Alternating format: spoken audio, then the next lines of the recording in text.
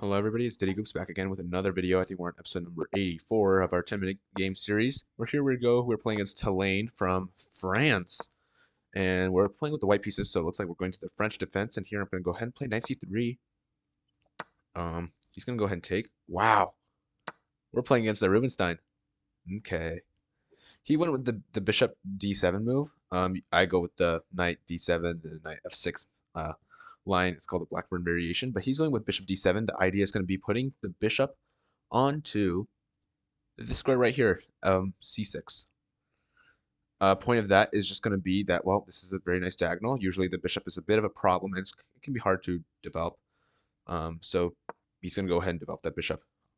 Either f6 comes next, yep, or either c6 comes next or f6. He went with this move first. That's all good and fine. I'm going to go ahead and put this knight over here. Actually, I might have blundered this piece. I'm not sure. Did I? Oh, no. Oh, yeah. Bishop. Queen is blocking. Queen is blocked by the bishop. Anyways, here we go. He's got knight d7, which stops us from going into the square, which is unfortunate, but that's makes sense. That's all right. And here, I guess we got to figure out what exactly do we want to do. How do we go forth from here? This move's going to be coming up very soon. And we're going to play like queen e2. I think I would like to do some sort of expansion on the queen side. That could start with a3, so I can get this move in, b4, and try to put b5 onto the board. So after something like bishop there, I can play c4, and he's forced to take. I take over here. So yeah, I think I'm going to go ahead and start off with a3. If he guys plays knight f6, I think queen e2 is kind of forced, just so we're not losing a piece. So that's all right. And not a problem at all. But usually, what we do see is that we want to play some sort of kingside expansion. That's usually what we try to go for in these kind of games.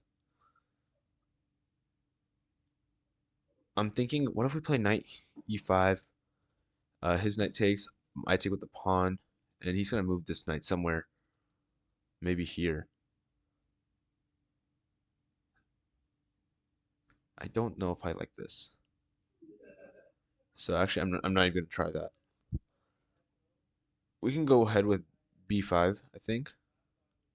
Or b4. And maybe just putting a bishop onto b2 itself is fine. Just looking at this diagonal. Yep. So that in of itself actually looks pretty fine too. We've got bishop pair pointing onto the king side. We just have to figure out how to actually open everything up. But I'm sure it will be done at some point. So not to worry about. Not something to worry about really. I think I'm gonna go ahead and just castle myself. If he takes, I take. He takes, I take. Bishop here. Okay, he put a rook behind, which is on the same file as my queen. So if we were ever trying to play something like d5 to open up this bishop after he takes, there could be some problems. That's definitely a nice move for that thing.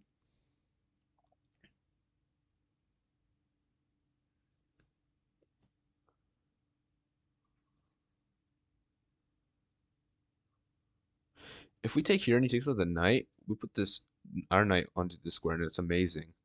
If he takes with the bishop, he does take away this controller. So I think I'm going to go ahead and play c4. And maybe try to rotate this queen onto c2. And there's going to be ideas of taking control of this.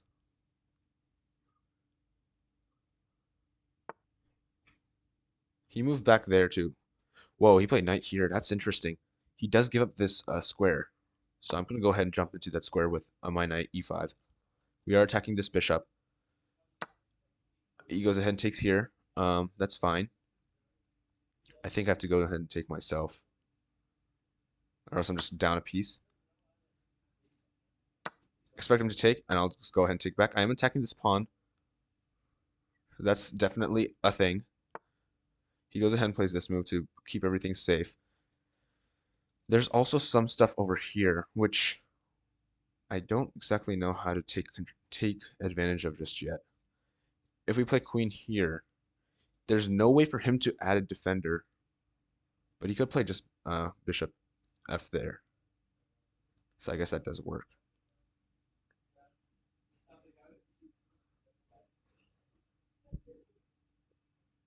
Yeah,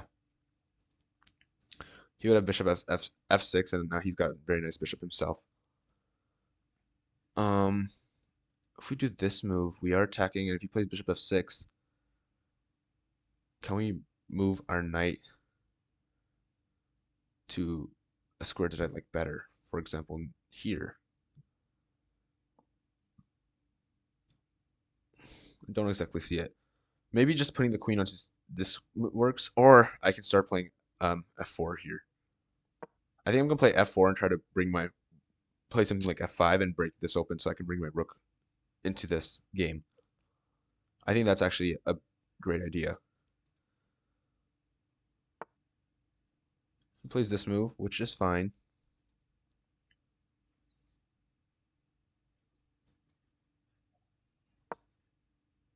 I'm just gonna push f5.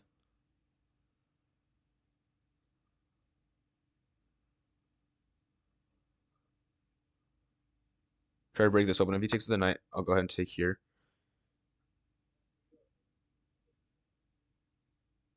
I'm gonna take this with my queen. Now we have 3 pieces attacking. If he takes with the knight, I can take with the pawn. This is still under attack. He goes ahead and puts this over here. That works for now. Something we do have is this move. He could play rook here.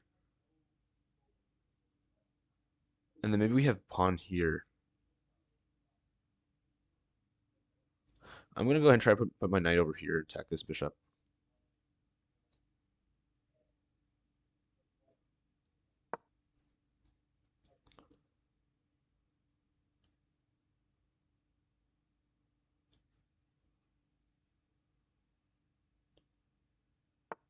He goes ahead and does this. Makes sense. If we play this here,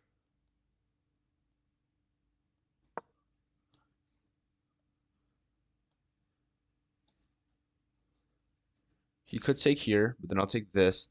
He takes this. I'll take with check.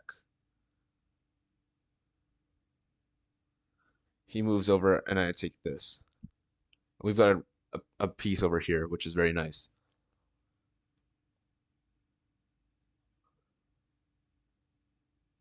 So we are blundering, or not blundering. We are hanging a bishop, but I feel like that this is just something much more big, much bigger. If he goes ahead and keeps his rook on this thing right here, we could do knight takes here with check, and then if he takes like with a pawn, I go ahead and take the bishop, and I'm attacking his queen. So then he has to deal with that. He maybe moves over here, and then I can go ahead and take this pawn.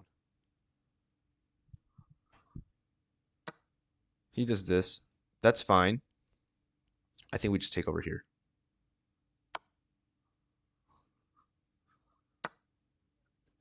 Go ahead and take with my bishop. Ooh, do I take the bishop or do I take this pawn first? I think I'm going to go ahead and take this pawn first. It's attacking the rook.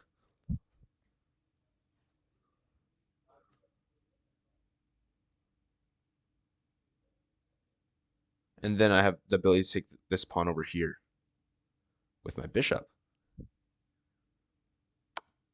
Ooh, but he has nice move. Okay. Forced to move over. Actually, that's not much. I'm still attacking this over here.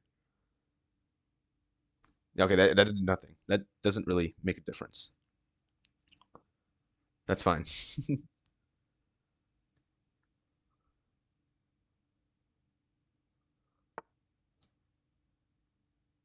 He comes down there.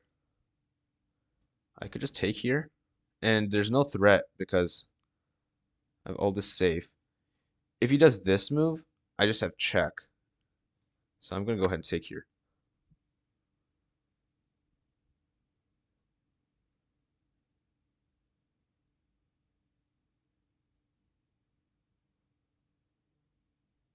This seems to be fine for me. There's also threats of me like trying to put my queen onto this square. And if I play this now, how does he stop me? I don't think he can stop me, in fact. So now I'm just trying to play this move and then put my queen onto this square. Not sure how he comes and stops this. If he plays this, I just take over here. If he does this, it's just check, and then he's still gonna get mated. His knight is pinned. He can't really do anything funny with this piece because he can't even attack this. Oh, he found this though. That's nice. That is nice, actually.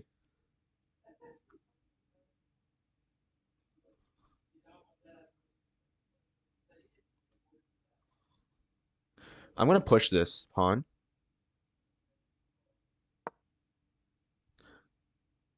And if he takes, I'm gonna take with the bishop. And I'm controlling this square, rook d2, and this square on d8. So then I can keep pushing this maybe.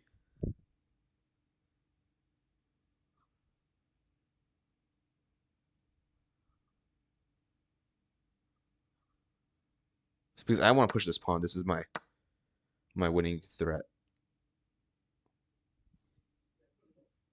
He does have this move, but I'm just gonna put a rook behind this and then keep pushing, I think. That's not true, because if I do that, um, well, if I put a rook behind, he has this move. If I put my bishop here and cut his pieces off, that's interesting. Or I could put my rook here. And if he trades, I have this, and I'm attacking this. I think I'm gonna put the rook over here. If he takes, I take back. We have a pin.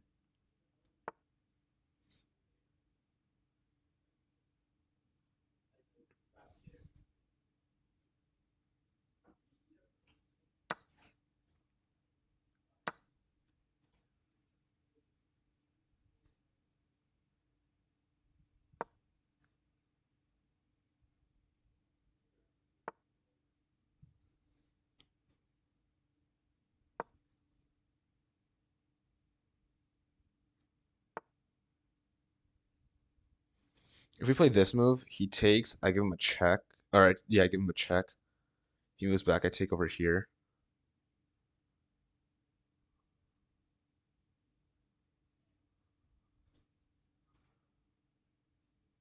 I'm gonna try this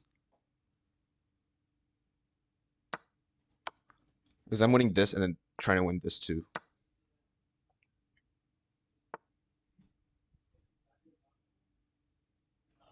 Yep,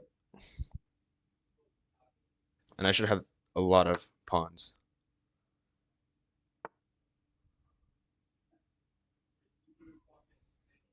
I can give him a check here. He goes here. I give him a check here. He takes. I take over here, and then we can come back out down here.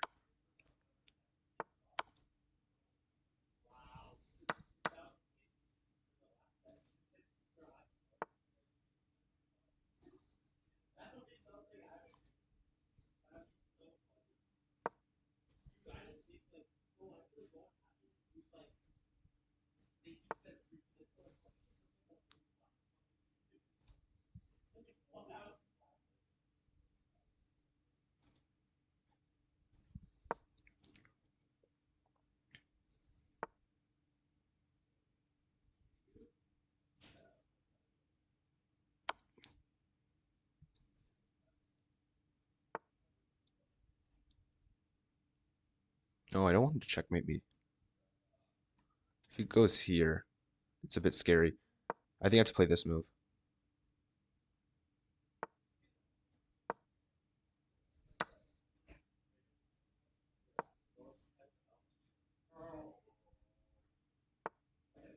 I might have messed up, but just a little bit. That's unfortunate. But I want to put this king up here. Let's give him this check. And I don't want to take.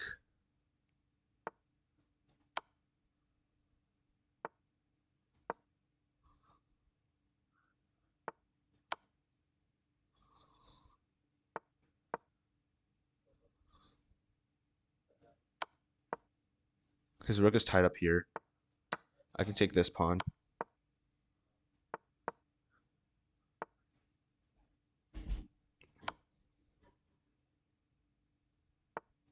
I have check here and then checkmate.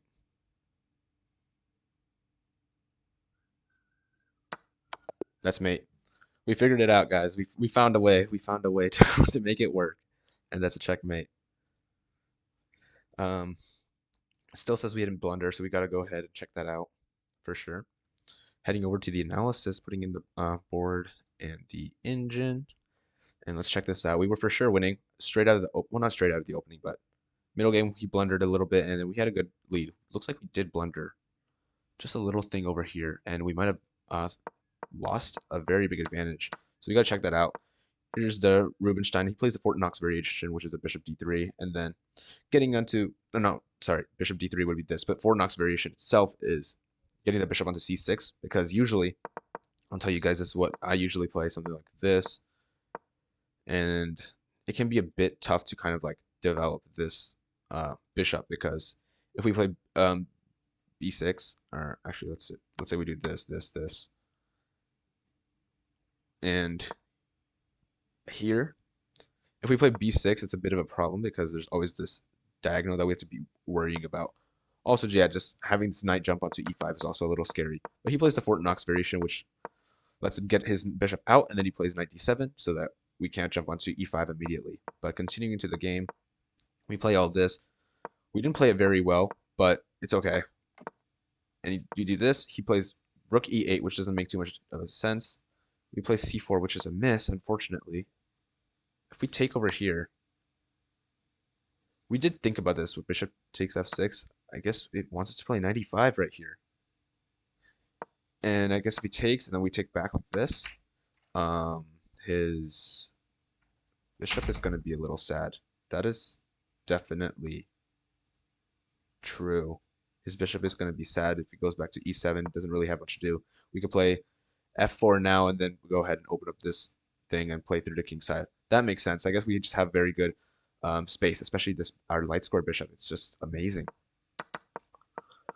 But we didn't find that. We played c4. We do this, and then we play 95 because he gave us a square. I'm gonna go ahead and take it. This all happens, and I feel like we are in the lead. We just have much more space. Right now the engine doesn't say that's too great. It's still plus 0.4 only, but I feel like it's for sure easier to play from white side. Like, think about it. What is this knight doing on f8? I mean, it's defending, but it's only defending. It's not attacking. We're on the attacking side. Our bishop's about to be opened up. Feels much better for us. I play f4 to open things up. I play f5.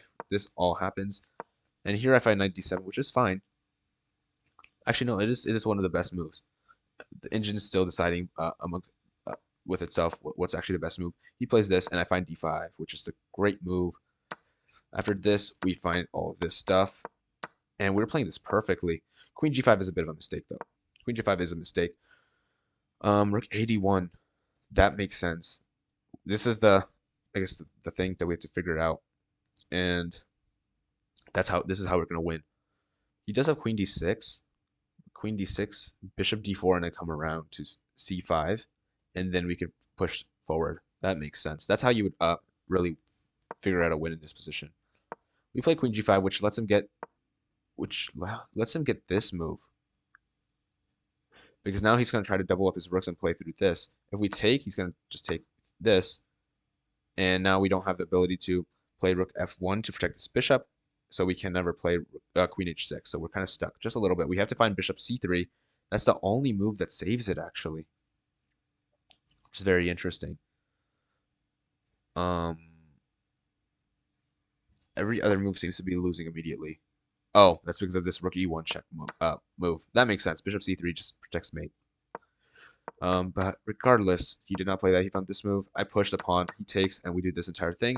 Over here, I played rook f to e1, which is a slight mistake. There were better moves. h3, rook a to c1, rook f to d1. We played this, but we take here. Over here, actually, I was thinking about this move, and really puts a clamp in his position, because what is he doing now, right? After he takes, and I take, he would probably play with something like rook c8 to try to take control of this file, but not exactly sure. Oh yeah, we just played bishop f4 or h4, and then make some space for our king. You can see bishop h4, h3, and then rook e7, and then immediately play rook e7. And now we're going to be forcing this knight out, and we can push and then try to get something going on, and we're going to promote really soon. But we found it this way, and we played a bit of a long method, but we were up 3 pawns, and they're very strong pawns, so we go ahead and do this entire thing, and everything is safe. Here it gets a little scary because we did let him get in here. But here, actually, we can just play b5. And I was a little scared because I thought, like, after something like this, maybe we're getting checkmated. But no, we still have rook b1 here. And I was also a little scared, like, oh, maybe he's doing a perpetual like this. But no, it's not a perpetual because after rook d1, we just have king f2 and we can escape. But definitely is still scary. And we played it just a little safe by just moving our rook down immediately to b1. And this is for sure winning because we can just keep pushing this pawn. And he doesn't have anything else. We can now move our king forward because his rook is tied down to the defense of this. His king himself is actually providing a shelter, which is really funny. But we can push these forward, and actually we caught him over here. Going over here, we have g4, and then after he takes, which is forced, it's just checkmate. Instead, he could have tried fighting on like this, but we're just going to keep pushing our pawns forward. And we have just so many pawns, we're definitely winning this game. Going back to the very beginning, did we make any big mistakes? I think this entire thing, I guess, was a mistake. We don't need to play a3, I guess. This is going to be more of a kingside attack game, I guess. c3 is something that we see more often. c3 is definitely something we see a lot more often. I wish I knew exactly why, but h6 is coming in. But I guess let's look at this position right here. This is a position that we could get into in the future. You can see that this bishop is on d3 on a very nice diagonal. Bishop on f4. And he actually has no way to contest this because knight here is just going to get taken. He can't really push this pawn because it's going to get taken. Black is a little lost. Black doesn't know what exactly to do here. He could play this move, but I think we could just put a knight in the middle, and it looks nice. If he takes the fork, if he takes the bishop, he's giving up his bishop pair. So this is something that we would want to see more instead, and we can see exactly how that's coming in. It's not a very complicated position. But we played over here, and we played a bit on the queen side, even though this is going to be a much more king side focused game, because look at the bishops. They're looking at the king side. We do not need to spend time playing a3 and b4 when bishop doesn't need to be on the square. It can just be fine on even the home square, but we're going to rotate everything just on the king side. Maybe eventually we can try to play some sort of f4 idea, but that's more of like an opening idea thing. But after that, we finally transitioned over to the king side like we should have done in the very beginning, and we're able to get an amazing crushing attack. Fortunately, we made a bit of a slight mistake by just letting him get this, giving up this the second rank, letting him play at rook f2, but he didn't see it, luckily. Instead, again, yeah, we should just play rook a to d1 to start pushing this, or rook a to c1 as well. Actually, using this open file would have been much better, and just pushing from there. But regardless, we were able to win this endgame because we were just up several pawns, and we just had much better activity, and we were able to get a checkmate even, which was really cool. So very nice to end a game with a checkmate. But that should be it for this game. This was a French defensive Rubinstein variation from the white side. Usually we run the black side, but very cool game, and that should be it for today's video. I'll see you guys later. Bye bye.